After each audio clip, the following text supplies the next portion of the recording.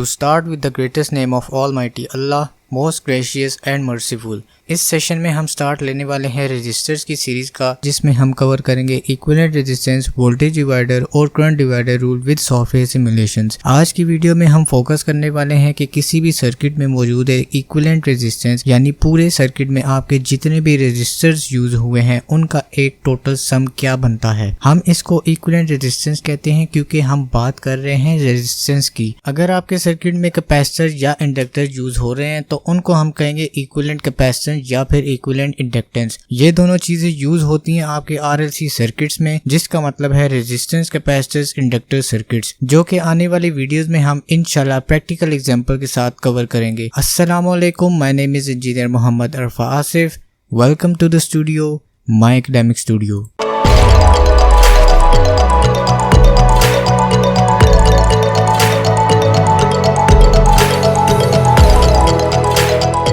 Starting from this pictorial presentation that I have designed for you to easily understand the concept of solving for total resistance of a circuit। Electrical engineering terms में हम इसको RT से denote करते हैं, जिसका मतलब है total resistance. Series और पैरेलल का कनेक्शन छोटे सर्किट में कैसे डिजाइन किया जाता है और इनकी टोटल वैल्यूज को कैसे मेजर किया जाता है, इस स्लाइड में देखेंगे कि हमारे पास 4 रेजिस्टर्स हैं, जिसमें हर रेजिस्टर का एक टर्मिनल दूसरे रेजिस्टर के टर्मिनल के साथ कनेक्टेड है और ये कम्प्लीटली एक पाथ फॉलो कर रहे हैं बगैर किसी भी ब्रेक पॉइंट के। जबकि दूसरी तरफ पैरेलल सिनेरियो की बात करें तो इसमें कम्प्लीटली 4 रेजिस्टर्स के टर्मिनल एक दूसरे के साथ कॉमन है। अगर हम इन छोटे कंपोनेंट्स को इवन किसी बड़े एसी बल्ब्स के साथ भी रिप्लेस कर दें तब भी इसकी कैलकुलेशंस और थ्योरी सेम ही है, बस इसमें पावर और करंट और वोल्टेजेस की वैल्यूज में फर्क आएगा, बाकी कॉन्सेप्ट सब सेम ही रहेगा। अगर आप चाहते हैं कि इसको हम AC 220 वोल्ट बल्ब के साथ प्रैक्टिकल डिजाइन करके परफॉर्म करें तो मैं इस पे कंप्लीट वीडियो डिजाइन कर चुका हूं, आपको डिस्क्रिप्शन बॉक्स के साथ साथ वीडियो में भी लिंक मेंशन हो जाएगा। बेसिकली ये हमारे पास कुछ फार्मूलाज हैं जिसकी बेस पर हम किसी भी सीरीज पैरेलल सर्किट्स की वैल्यूज को फाइंड आउट करते हैं। सीरीज की बात करें तो इसमें तमाम के तमाम रेजिस्टर्स नॉर्मल मैथमेटिकल वे में ऐड होते हैं, जबकि पैरेलल में बात करें तो इसमें तमाम के तमाम resistors 1/R1, 1/R2, 1/R3 and then again उसको 1 के नीचे डिवाइड किया जाता है और फिर वैल्यूज ऑब्टेन की जाती हैं। इसके अलावा एक और फॉर्मूला भी है जो कि मल्टीप्लिकेशन करवाता है उन दो रेजिस्टर्स की जो कि आपस में पैरेलल हैं, एंड देन उन्हीं रेजिस्टर्स को आपस में ऐड भी किया जाता है और फाइनली रिजल्ट्स ऑब्टेन किए जाते हैं। Now consider this example. हमारे पास दो रेजिस्टर्स गिवन हैं जिनकी वैल्यूज 30 एंड 40 ओम है।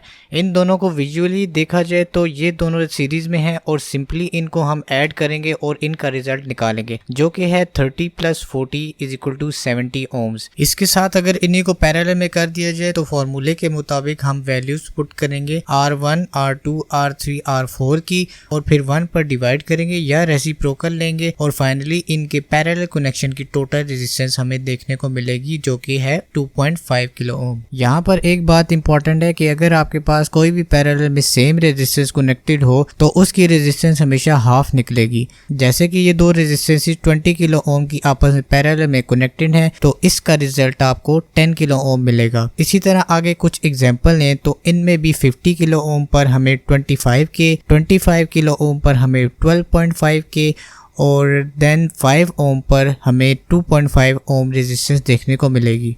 Let's take this example to make a grip in your concept। Along with values हमारे पास ये सिनेरियो गिवन है जिसमें आपके पास कुछ सीरीज और कुछ पैरेलल में रेजिस्टेंसेस गिवन है। इनको सॉल्व करने के लिए first and most important tip कि आपने जितने भी अगर सीरीज में रेजिस्टेंसेस हैं उनकी वैल्यूज निकाल लेनी है, और सेकंड टिप ये कि अगर इस टाइप का सर्किट आ जाए तो उसको राइट साइड से सॉल्व करो बजाय इसके कि लेफ्ट से, बिकॉज ज़्यादातर हमारे पास वोल्टेज सोर्स लेफ्ट पर कनेक्ट होती है, इसलिए बेहतर है कि आप राइट साइड से सॉल्व करो। Talking about these two values, हमने इसकी सीरीज रेजिस्टेंस निकाली है जो कि है 15 किलो ओम। यही रेजिस्टेंस अब बन गई 4 किलो ओम रेजिस्टेंस के साथ पैरेलल में। अब इसको पैरेलल वाले फॉर्मूले से सॉल्व कर दो, यही रिजल्ट अब बन गया दूसरे रेजिस्टर के साथ सीरीज में।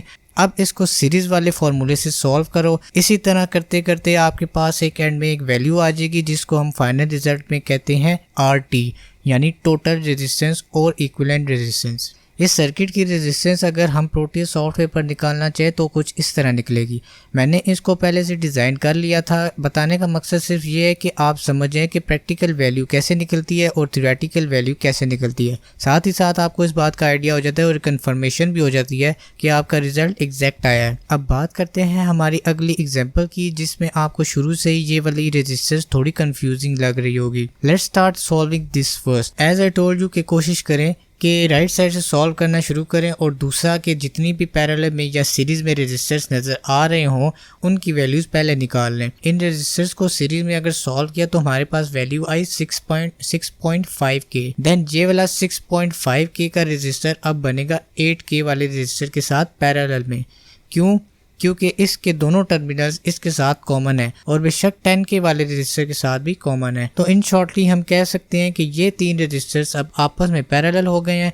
Solve it with parallel resistors formula, then ये कंप्लीट रिजल्ट आ जाएगा जो कि है 2.63K, जो कि नेक्स्ट की 3 and 1K रजिस्टर की सीरीज में ऐड हो जाएगा। अब ये रिजल्ट 5K रजिस्टर के पैरेलल में सॉल्व होगा एंड देन फाइनली एक रिजल्ट निकलेगा विच इज 2.85K।